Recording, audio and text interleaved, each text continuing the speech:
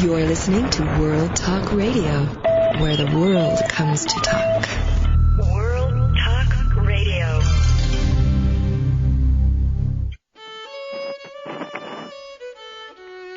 This is Civil War Talk Radio. I'm Jerry Prokopovich. When American troops entered Paris in 1944, they were greeted as liberators.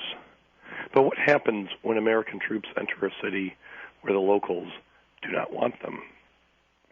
It's a question on everyone's mind today, and it was a question in 1862 when Union troops occupied Athens, Alabama. Join us for a discussion of that incident with the co-author of From Conciliation to Conquest, The Sack of Athens, and the court-martial of Colonel John B. Turchin. That co-author is George C. Bradley, and we'll talk with him in just a moment on Civil War Talk Radio.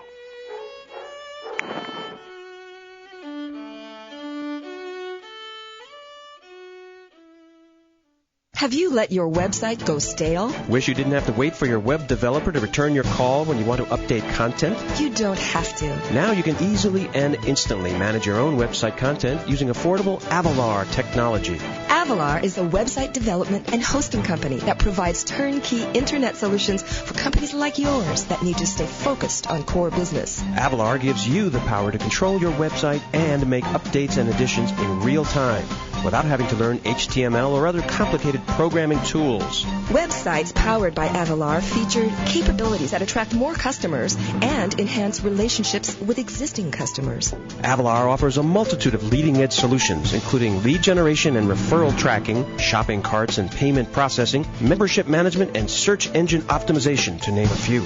Take advantage of the full power of the Internet using Avalar technology at www.avalar.com. That's AVALAR.com.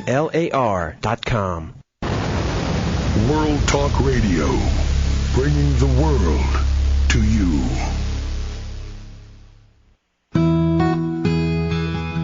Welcome to Civil War Talk Radio. I'm Jerry Prokopovich, coming to you today with the worst voice in the history of radio, suffering from bronchitis and other things in the year 2007. It's a beautiful spring day here in Greenville, North Carolina. And I'm coming to you today not from Civil War Talk Radio World Headquarters, which is my office on campus of East Carolina University, but instead from the home office, on Oxford Road. So I don't even have to say the usual legal excuses because I'm not using the office equipment or coming to you from campus, or in any way implying that I have anything to do today with East Carolina University, home of the Pirates. Brief timeout. Trying to get the voice a little bit better there. Well, it has been a challenging week 2 in the new era of Civil War Talk Radio. One more timeout.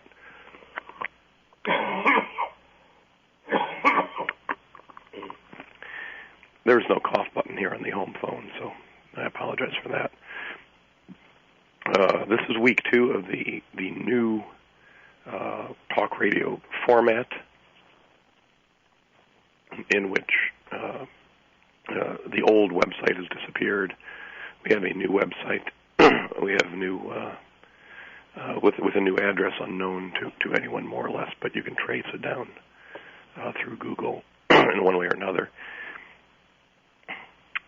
This is my voice has been used for lecturing this week. My students have objected, but they have to sit there, and I'm guessing the listeners at this point, if there are any left, have run screaming from the room. I apologize to those who are sticking it out, and I apologize to our guests who will be with us in just a moment, but this is what allergies and over stress and other things will do. Anyway, the new World Talk Radio situation is that we have a new website. We've lost a lot of the old materials. Hopefully some will come back. But in the words of Kent, the TV guy on The Simpsons, I, for one, welcome our new insect overlords, and want to remind them that I can be helpful in pointing out, rounding up others to help toil in their plan for world domination. Well, enough silliness. Let's move on. I'm going to introduce our author, and ideally he will talk for the next 55 minutes without stopping, so you don't have to listen to me anymore today. The subject is the conquest and sack of Athens, Alabama, 1862, in which Union troops occupied a town, treated its civilians in a certain fashion. It became a bit of a cause célèbre. The Union general in charge was eventually both court-martialed and promoted, and it's an event that has echoes in our contemporary situation. So let's move right on to that. George, are you with us today? I am. Good afternoon, Jerry. Thank you. I'm really sorry to be presenting this hideous sound of my voice today. Well, the man who connected me up with you said I sounded a lot like you, so I hope that doesn't mean he thinks I have allergies too. No, you sound fine, and I can forge ahead with this. I understand you are a lawyer in real life? I was a lawyer, if one can put that in a past tense. I graduated from Cornell University with a degree in history, concentrating on the history of the American West under a fellow named Paul Gates, who was a good frontier theory kind of guy. And then went to Albany Law School, graduated from there a while back. Practiced law in a small upstate New York firm for 7 years. Then I got into business, first in the oil business and then in the timber business. Now, I practiced law for about 3 years before I had enough. What made you move on? Well, that just was never where my heart was. You know, I used to tell my friends I had the secret to a successful and happy law practice was that all my clients were right and they could afford me. And unfortunately, that usually wasn't the combination. Each had one of the two. But I can relate to that. And so I got into, the oil business was an old, and I mean old, fifth generation family-owned business. And I got into that, but 5 generations was enough, and we dissolved that company, and I got in the timber business after that. And then after a while, decided, came face to face with being 40, and what do you want to do with the rest of your life? And what I'd always wanted to do deep down was history. And so we changed gears so that, although I can't say I make a living at it, I sure spend a lot of time doing it. And that led us to move from upstate New York down here to where I live in Carlisle, Pennsylvania, as a good central place to do historical research and things. Well, of course, you have the Army War College. The Army War College Library and the Military History Institute are just great things to have nearby. But I went in 2 hours to the National Archives in D.C., so that's also a nice thing to have around. So what got you interested in the story of John Turchin? My co-author, Dick Dowland.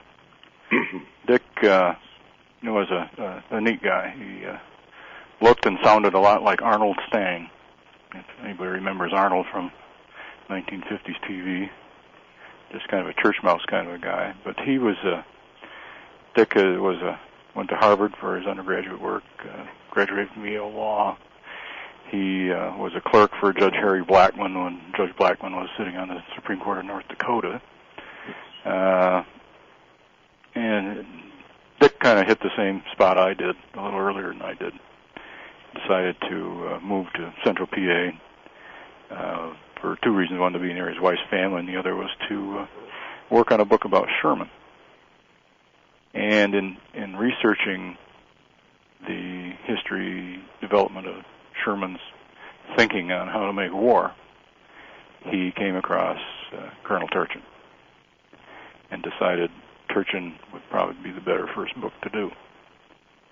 And he would come to me and hand me chapters that he was working on, and I'd never heard of Turchin before he did that.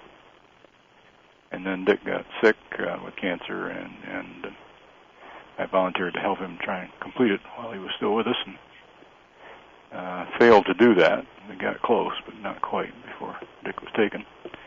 And then I really got heavy into Turchin and tried to make his story get to press. So, what percentage of the book is yours, and what was your co-author's? Well, when I started the third rewrite, I put my name first. Dick had a draft about 75% finished when I stepped in. But to tell the truth, there's not a lot of that has been substantially altered. I finished his version of the book, which he had researched for a lot of before Mark Grimsley came out with The Hard Hand of War. And had he had that as a guide and as a help, I think Dick's initial draft would have been a lot different. But that wasn't the case, and we needed to do a lot of research and a lot of working around to take into account the points that Mark makes in his book and put Colonel Turchin a little more in perspective. It was Dick's argument that Turchin was really the agent by which the Lincoln administration told the Army we're changing things around, and that's not so.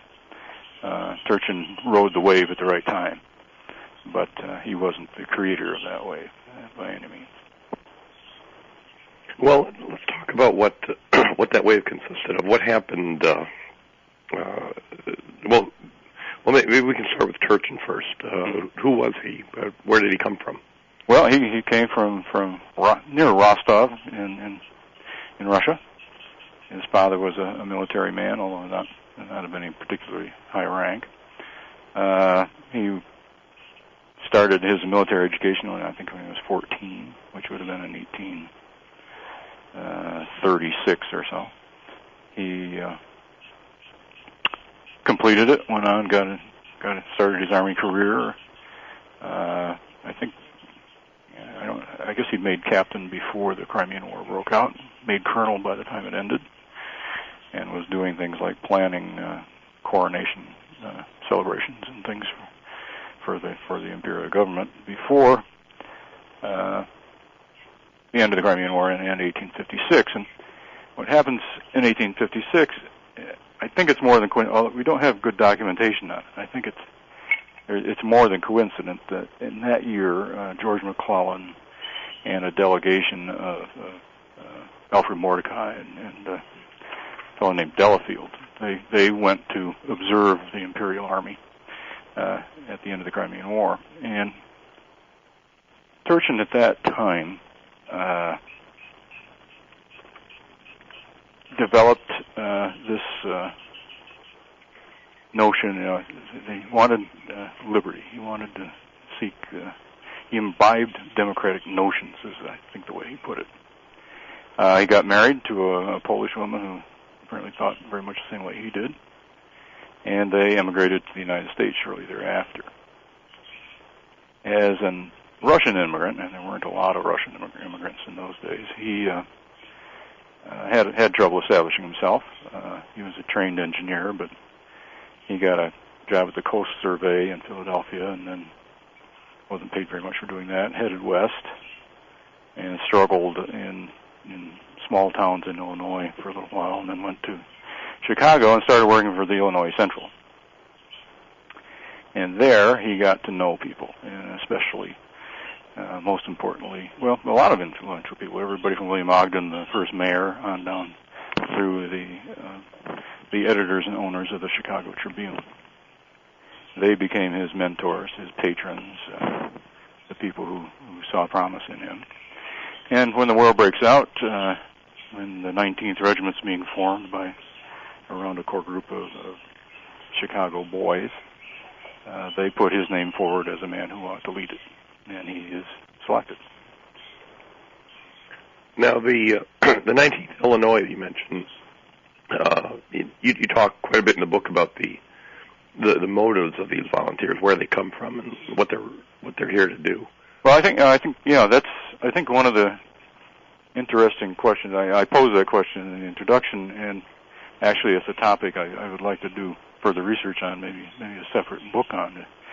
But you have the question, number one, what does the government hope to accomplish by raising the army to put down the rebellion? And what policies are they going to follow? Which initially is the conciliatory policy. Then you have a separate question of what is it these boys volunteer to do? And in 1861, I think, the community thought, the community expressions of what we ought to do now are anything but conciliatory. The newspapers, from Philadelphia to Chicago, are saying these people in the South, the rebels, those who have seceded, are a bunch of traitors. They've committed treason. One of them said that, committed the worst crime possible, the murder of a nation. And the general gist of things is, let's go down there and get even. Let's retaliate.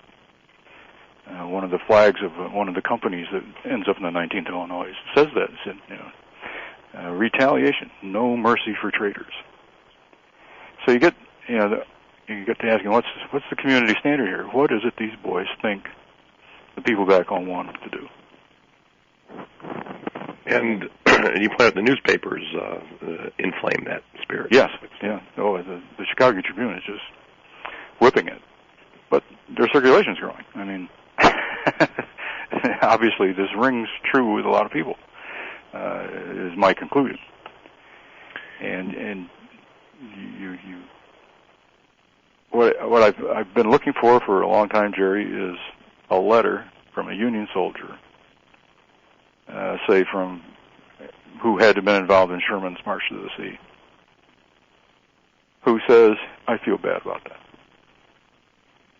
And I have yet to find that letter. Everybody seems to think, or at least they leave either silent or are saying, well, that wasn't such a bad thing. And I get the, certainly, when you look at Turchin's reception when he returns to Chicago after these events in 1862, and he's given a ticker tape parade, and everybody knows what's happened. That's certainly as clear an expression of community sentiment as are the editorials in the papers at the start of the war. So we've got a sense at the beginning of the war you've got this general from Russia, or officer from Russia at this point. Mm-hmm. And you've got a community sentiment that calls for the no mercy for traitors. Well, what we'll do here is stop a minute, take a break. I will consume some powerful medicines, and we'll come back in just a minute and talk more with George C. Bradley about Colonel General Basil Turchin and the sack of Athens in 1862. We'll be back in just a minute on Civil War Talk Radio.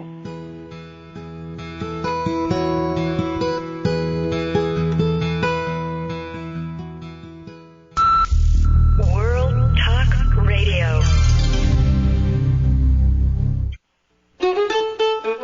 One author has written that the sack of Athens in 1862 was the My Lai of the American Civil War. What did he mean, and could he be right? We'll ask George Bradley, author of a book on the sack of Athens, when we return on Civil War Talk Radio.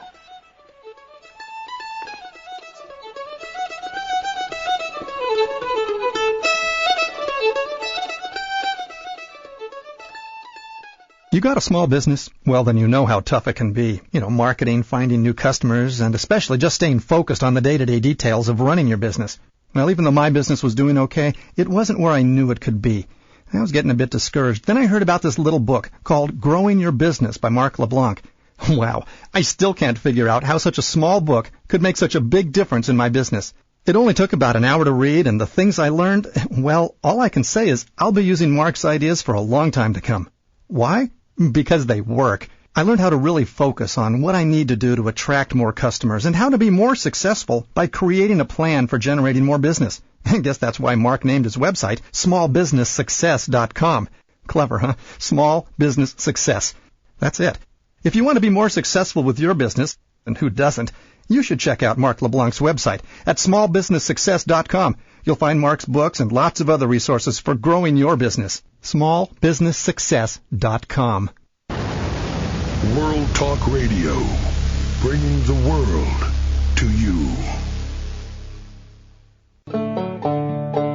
Welcome back to Civil War Talk Radio.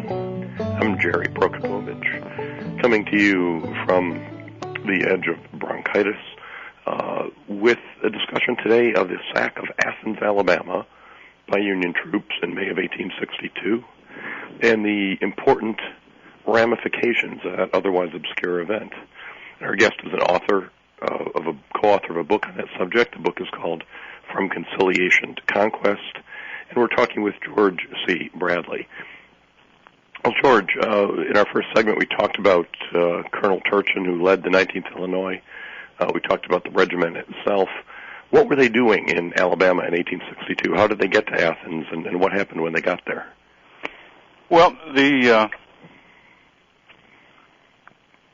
Don Carlos Buell was in command of the Army of the Ohio at that time, of which they were a part. And Turchin, because of seniority of his commission as a colonel, had ended up running a brigade of 4 regiments and had been attached to a division led by Ormsby, McKnight, and Mitchell, who was a West Point grad who had left the Army to pursue science and had become a very well-known astronomer in the United States.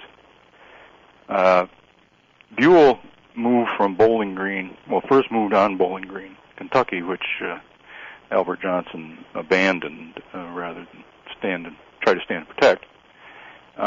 From Bowling Green, they then moved south along the rail line to Nashville as the capital of Tennessee, and that also was surrendered to the Union Army without a fight. On reaching Nashville, Buell was placed under the command of Henry Halleck and was ordered to join Grant at Pittsburgh Landing. He took most of his army with him, but he left Mitchell with an independent command and with a directive to move south into Alabama, really to Decatur and Huntsville, to sever the Memphis and Charleston Railroad, which was the longest railroad in the South. And it was a strategic move to cut off logistical support for Johnson's army closer to Mississippi.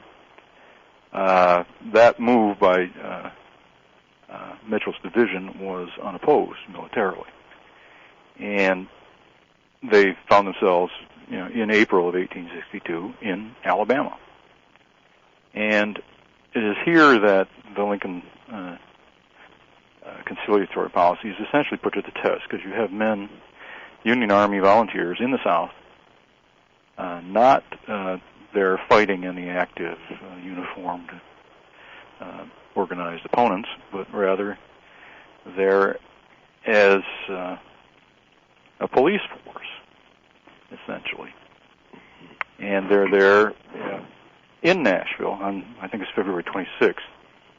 Buell had finally put into effect orders which complied with the Lincoln administration's conciliatory policies and directives, saying we're coming here to restore order, to restore the rule of law, to protect the people who live here, to protect their property, which is a code way of saying we'll keep the slaves on the plantation, and we'll protect their rights as citizens of the United States.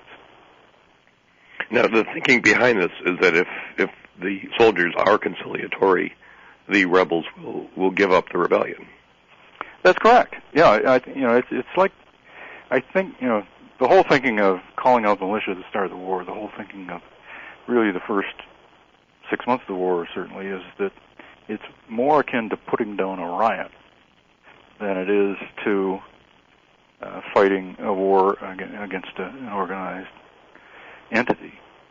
And what your hope is that, you face the mob, you scare them, you get them to go home, you're nice to the people at home, let them know that peace and law and order is here, and they can walk the streets again, and everybody will be happy, and that's the end of it. But of course, that is based on the assumption that the people who are at home are looking forward to that. And that the test comes, one of the first tests for the Union Army comes when they arrive here in Alabama to see how the locals feel. And how do they feel? That's an interesting thing. Athens itself was a center, to the extent there could be a center, of Union sentiment in Alabama. The last, and probably one of the few, newspapers in the state which took a pro-Union stand was based in Athens, but it went out of business under public pressure, I think January of 1861. The locals claimed to be the last ones to lower the Stars and Stripes from the courthouse. And General Mitchell thought that when he sent a garrison to occupy Athens, that probably they'd bring the flag right back out and put it back up. The flag existed. It was in the mayor's drawer, but it didn't go back up for whatever reason. On their advance to Athens, it was kind of like swimming through pockets of warm water here and there in a generally cold stream.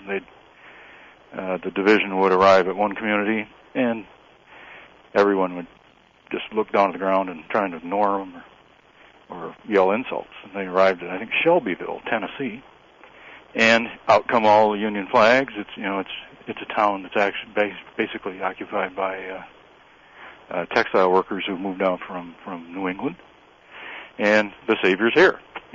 They do react as the administration hopes. They're welcoming the return of the Union Army and of the United States government.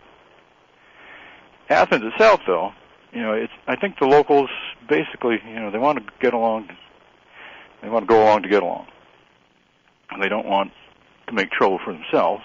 But on the other hand, most of the boys in town have volunteered for various Confederate units.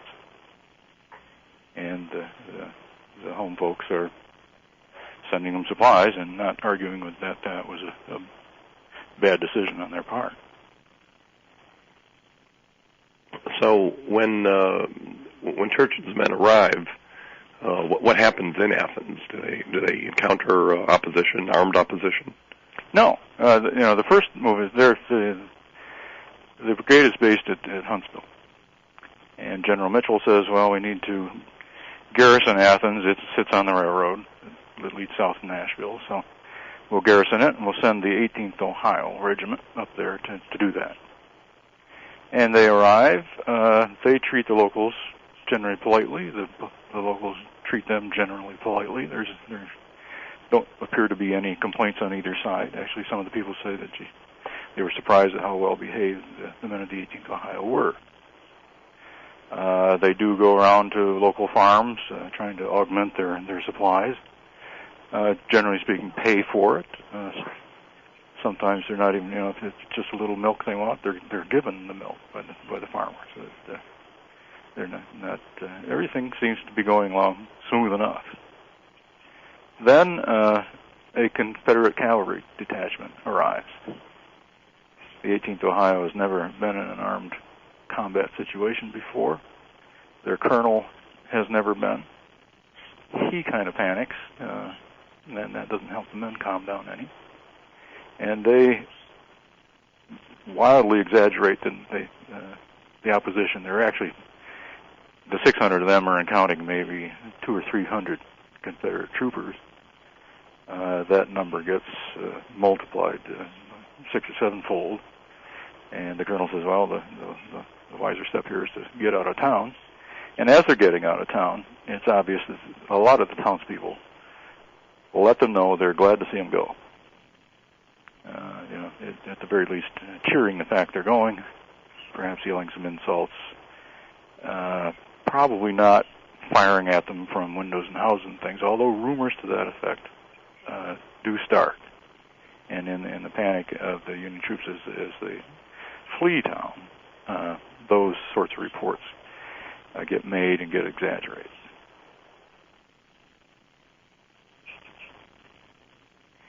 So when the let's get to the actual sack of Athens then. It sounds like Union troops had moved in, burned the place to the ground, and killed all the inhabitants.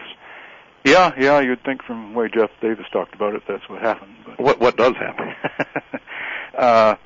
Well, as the 18th Ohio is running out of town, it gets maybe 5 miles out of town, they run into a train carrying Ormsby McKnight Mitchell, their division commander. And he starts hearing these reports of the atrocious behavior of the local citizens. And says, he literally puts the locomotive in reverse and backs up to Huntsville and organizes a relief expedition, essentially, and tells Turchin to take 2 regiments, which he then augments with an artillery battery and some cavalry and builds it up pretty well, and go back and retake the town.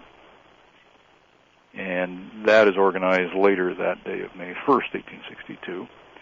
And that night they march 3/4 of the way there. And then early in the morning, Turchin organizes an advance into the town with 2 of the regiments, and portions of the 18th. There's the 19th Illinois, the 37th Indiana, and a good chunk of the 18th Ohio comes back. They march into town unopposed. The Confederate cavalry received a nice banquet meal from the locals the night of May 1st and then left. They're unopposed. They march in. The 2 regiments stack arms in the middle of town, this is the county seat, so they're stacking their arms around the county courthouse, and they proceed to ransack the town. Now, there's some justification for this. They're searching for arms because of the report that people have been firing out of the houses. And they're searching for the knapsacks and other belongings of the 18th Ohio, which had been left in town or at the fairgrounds just outside of town when they took off because they didn't have wagons or the time to throw the stuff in. So there is some justification for the initial search of homes, which was ordered. But that very quickly, almost immediately, disintegrates into a general ransacking of the downtown business district, where stores are cleaned out, dry goods stores, drug stores, especially because of the liquor alcohol that's contained in medicines then. Men are parading around wearing women's dresses and civilian clothes, things they've taken from the haberdashers, and obviously well lubricated with whatever liquor they found, and make quite a scene. They break into safes. They get sledgehammers out and are stealing Confederate money and notes from safes in the stores, and they do enter some homes, demand to be fed, make some messes in homes, dropping jars of jam and staining rugs and that sort of behavior. They don't hurt anybody. They don't, on May 2nd, there are no complaints of rapes. There are no complaints of shootings of male civilians or any acts of violence of that sort. There is a woman who had been suffering through a very difficult pregnancy, and her husband runs off to join the Confederate cavalry who had come to town, leaving her there in dire straits, and the Union, I don't know if it's Turchin himself, but some of the Union troops end up very closely watching her home to see if they can catch the guy if he comes back to look out for his wife, which he doesn't do, and she miscarries with all the stress and strain going on. But that's the closest there is to any violence in the town. Then, the next day, there are a few miscreants from the 37th Indiana who, 7 miles outside of town, end up robbing a farm and raping a slave girl there. And her owner is incensed by this and comes into town to lodge a complaint, recognizes the perpetrator, and Turchin has him promptly arrested, placed in irons, and sent back to Huntsville to the clink. But that's the only act of personal violence of the whole time. And not a single building is set on fire. There isn't any, other than knocking in a few doors and windows. The town's intact at the end of these events. So the sack of Athens turns out to be the dropping of a jelly jar on a nice carpet. It multiplied maybe several dozen times. Yeah, and no doubt the safes were robbed, and there's a living robbed of Confederate money, which is Confederate money, which not very useful. And they stole something like $20,000 worth of promissory notes held in one of the safes. And they evidently realized that was, if the Confederate money wasn't worth much, the notes of Confederates are going to be worth even less to them at least. So they returned most of those to the shopkeeper. But this is not the rape of Nanking. So how does this get into the news? How do we go from this step from what sounds like a house-to-house search gone a little bit awry, but nobody's hurt, nothing major is damaged, no buildings destroyed, no people injured. How do we get from there to the legendary sack of Athens? Well, the first step is the fact that living in the town is a Lincoln-appointed federal judge named George Lane, who had been somewhat of a power in Alabama politics in years before this, and had been increasingly become a suspicious character because of his ties to the Lincoln administration. But he's a federal judge, and the people start coming to him for help.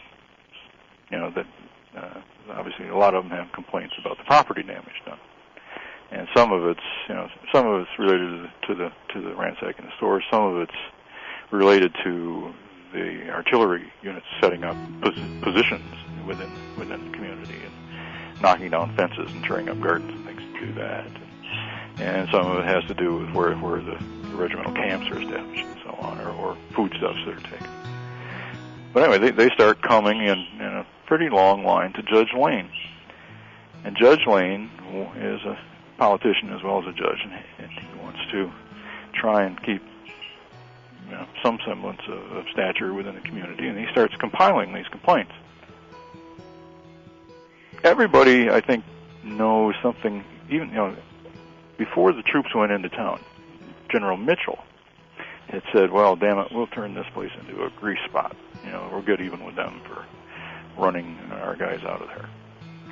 And, of course, that isn't what happens. And George, we're going to take a break here again. Okay. We'll come back and find out what exactly, well, we know what did happen. We'll find out how people heard about it and what the consequences were for those involved. We'll do that when we come back in just a moment on Civil War Talk Radio.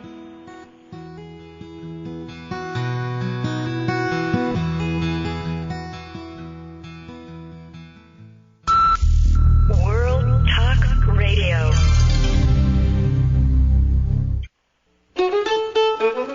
What's the appropriate consequences for a general whose troops ransack a town? Should he be dismissed from the service?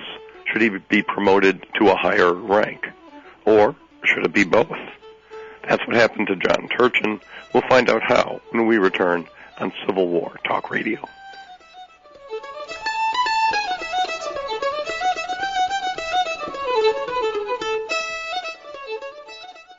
It's the one level playing field in business, the Internet. It's where an artisan working out of a small shop can look bigger than a multinational corporation. But to achieve this level of visibility, your company's website needs a developer who knows the net and how to make it work. Your company needs Appsio. Appsio's success comes from producing websites that reflect the attitudes and uniqueness of their respective organizations. Make a great first impression on the web. Choose Appsio, A-P-S-Y-O. For more info, visit www.appsio.com. You're listening to World Talk Radio, where the world comes to talk.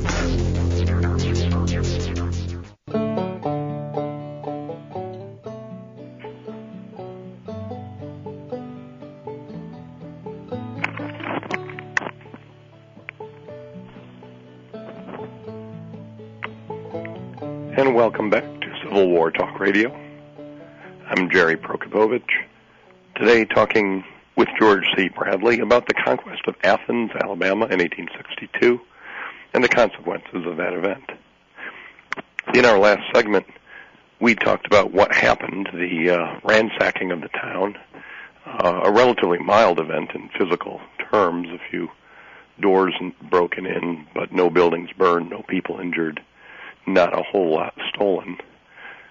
But afterwards, the consequences grew rather substantially.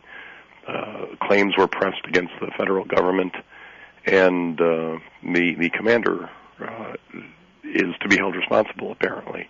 What happened to General Turch or Colonel Turchin after this event? Well, we were talking about Judge Lane, the federally appointed judge. He ended up collecting a pile of claims, which was more than $50,000.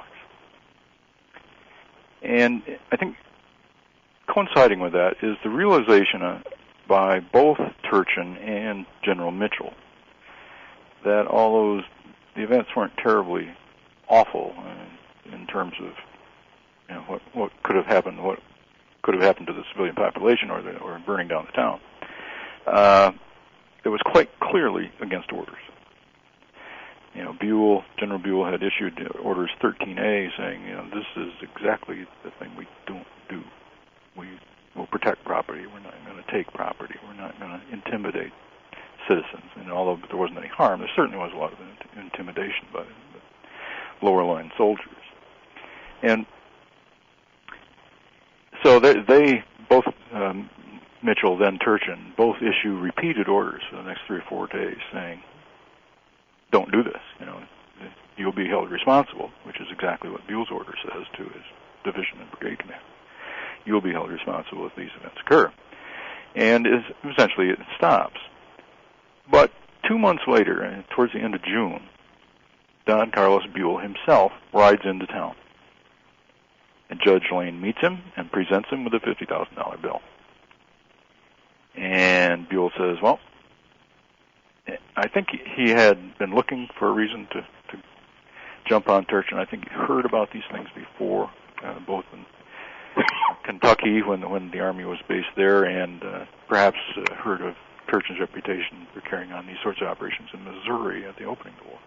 Anyway, he seems primed to be looking for a reason to get rid of Turchin, and this both gives him an avenue to get rid of Turchin and to really stamp down and say, we have this policy in place. It's a policy endorsed by put forward by the Lincoln administration, and I agree with it. And we're going to enforce it, and we'll start by court-martialing Colonel Turchin and getting him out of here and getting things back in order. So, Turchin's to be court-martialed. What does the court-martial determine? Well, he was court-martialed on three basic lines of attack in the indictment. The indictment charged him with neglect of duty for allowing the pillaging to happen.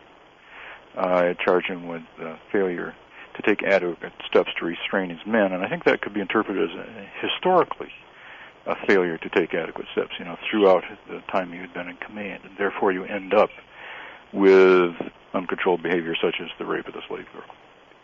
The second charge was conduct unbecoming an officer, which is basically based on the same facts and same events, but the reason that charge is placed is because it results in automatic dismissal if the officer is found to be guilty of it. And the third thing he was charged with was failure to obey orders, both orders 13A against pillaging and enforcing conciliation, and General Order Number 4 of the Army, which forbade officers' wives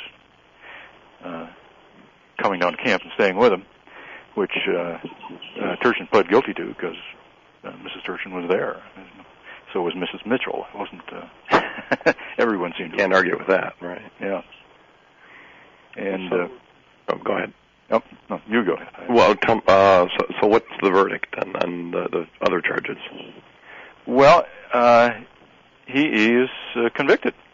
They have a good long trial, and one of the main issues, and I think it's an interesting one in retrospect, is Well, one of the main problems in bringing charges against the private who raped the slave girl is principally had to be based on the testimony of the slave, and that was a thorny legal issue. Could a black person testify under oath? Of course, in the South, that wasn't something you wanted to allow to happen.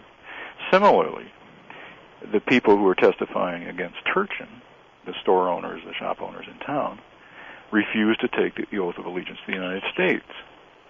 So do you convict an officer based on testimony of someone who won't say you're on their side, or that they're on your side?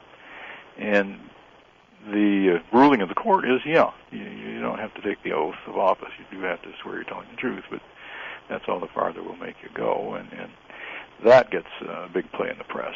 Heard. Well, I mean, that's hard to imagine. If one of the underlying texts, subtext throughout this entire book is the thought of how troops behave in a hostile civilian environment. Right. And certainly, as we were talking here in the spring of 2007, American troops are in Baghdad dealing with a hostile civilian environment in other parts of Iraq. And if there were to be a trial of American troops today for some alleged atrocity, the idea that individuals who are identified with the insurgency would be allowed to testify against American troops without denying that they were on the other side is unthinkable. Yeah, that's a real hard one. But again, you have the official Lincoln policy still at this point in time, although this is now we're into July of 1862, so I guess it's a good question of what policy is in place right then, because this is when it changes. But up until then, certainly, the attitude has been the people of the South continue to be citizens of the United States. And if we're not going to ask someone from Massachusetts to give additional proof of loyalty before testifying in a trial, why should we do that for a person who lives in Alabama? Obviously, as you point out, there are big differences, but the official policy is, these people are citizens of the United States. They're treated as people in the United States as citizens and have all the rights pertinent thereto. And it gets thorny, and it is certainly the feeling of the public as expressed through the newspapers and through the demonstrations that occur when Turchin gets home that, this sucks.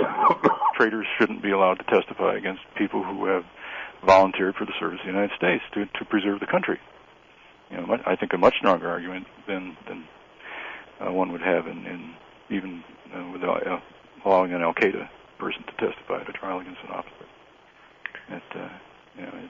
But they do allow the testimony, yes, and the result is Turchin is convicted. The result is Turchin is convicted. However, it's a fascinating court-martial board presided over by James A. Garfield, the future president. At the end of the trial, Garfield, who is pretty hard-nosed about it, it's quite obvious, thanks to Garfield's diary and letters, that everybody knows what happened before the trial starts. Everybody knows the orders have been violated. Everybody knows that they're going to have to convict him. And they do. But he wins over every member of the court save one. Just one old line colonel who says, orders are orders, and he didn't obey them, and go away. But everybody else says, Turchin is a great guy. They love this guy. And they forward the conviction to Buell with the recommendation that leniency be afforded this man, and they're sure it won't happen again. And Buell says, "Bah, humbug! I've got the guy. He's a great example of what shouldn't be done, and we're going to make sure that example is made, and the conviction stands." And Turchin is then takes off his uniform, puts on civilian clothes, and takes a week hopping trains to get back to Chicago. And what does he find when he gets to Chicago? What a wonderful thing. He finds 20 miles outside of Chicago a welcome committee of all well, I can't say all, but it's a very large delegation of very prominent citizens of Chicago who've come to escort him the rest of the way home. And he gets home, is taken the equivalent of an 1862 ticker tape parade through the city, He's taken to a great hall where he's preceded by a large number of speakers who drum up the standing room only crowd, and then he's allowed to speak, and his speech is he ends with a comment. I think that if he can only figure that he was cashiered for fighting the war where he thought it ought to be fought. And the crowd explodes in applause, standing ovations, and his wife at that time is asked to stand up, and she has in her hand his commission as a brigadier general, and that just makes the crowd ecstatic. That instead of being at home, he's going to go back to the war as a general. So clearly, in Washington, there's sentiment among the senators who approved that commission, and Lincoln, who would sign it, that the Turchin's style of fighting, that the non-conciliatory policy, is the new policy. Oh, absolutely, and that's what I think makes him such a fascinating person. I said it rides the crest of the wave right at the time of this wave crest, and which is in June and July of 1862. It's about a week before the charges are filed that he is nominated by the governor of Illinois, or through his offices, for promotion to brigadier.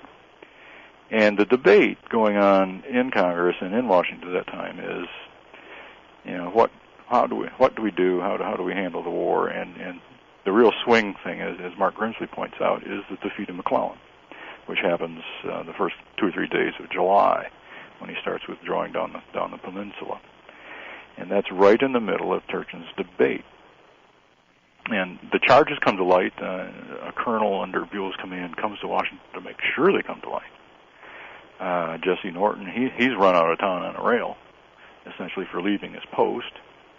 And by a very close vote, it's quite clear it must have been engineered, and people were leading. There was an organized floor fight to get the votes marshaled around for Turchin's support. And it is a close vote. It's 18 to 16 or something like that. But Turchin gets it. He gets the promotion, and thereby shows the swing of support to the harsh war policy that's going to come with it. I mentioned in one of the introductory moments earlier in the show that at least one author, well, that would be me actually, has referred to Athens as the My Lai of the war, in the sense, when I wrote that, my argument was that it was symbolic. It helped change public attitudes, or it caught a moment of public attitudes, in this case in a different direction, whereas My Lai caused Americans to become more anti-war during Vietnam. Athens caused northern Americans to become more willing to support a vigorous war. Yes. Do you see that as a valid analogy? Yeah. I certainly think it is in that light. Of course, there's no analogy at all regarding the extent of the atrocities that occurred. But as far as a swing point for northern support of a harsher war policy, and my question would be, of course, I think in a large portion of the populace at home, that had always been their thought, that they did support a harsher war than had been fought thus far. And I think, further discussion of My Lai is, you see, read in all the papers, we're going to burn their fields, we'll burn their towns, we'll destroy their armies. But there's never a call for making war on the civilian population. And that's not what happens. That standard, that community standard, is also respected. Even Sherman's March, when this policy is really put into effect 2 years later, is not a war. It's a war against the industrial capacity. It's a war against transportation systems and government buildings and things. But it's not exterminate men, women, and children, civilians in the South. And that is a very, very substantial difference, certainly. Yeah. Mm-hmm. Yeah. Well, I think it's a fascinating subject. I've researched and written a little bit about the growth of the hard war sentiment among the soldiers of the Army of the Ohio, and I think they certainly saw the Athens as a significant event that helped crystallize their opposition to General Buell and the conciliatory policy. And your book really makes clear in detail how that came about, and has all kinds of interesting bits in it. Well, as always happens each week, we get too quickly to the end of our time. So I want to thank you, George, for being on the show. Well, I really appreciate the opportunity to do so, Jerry. Listeners, you'll want to take a look at From Conciliation to Conquest, the Sack of Athens, and the court-martial of Colonel John B. Turchin. And I want to thank you and our guest for putting up with my harsh sounds today. I hope to be all better next week when I can join you once again on Civil War Talk Radio.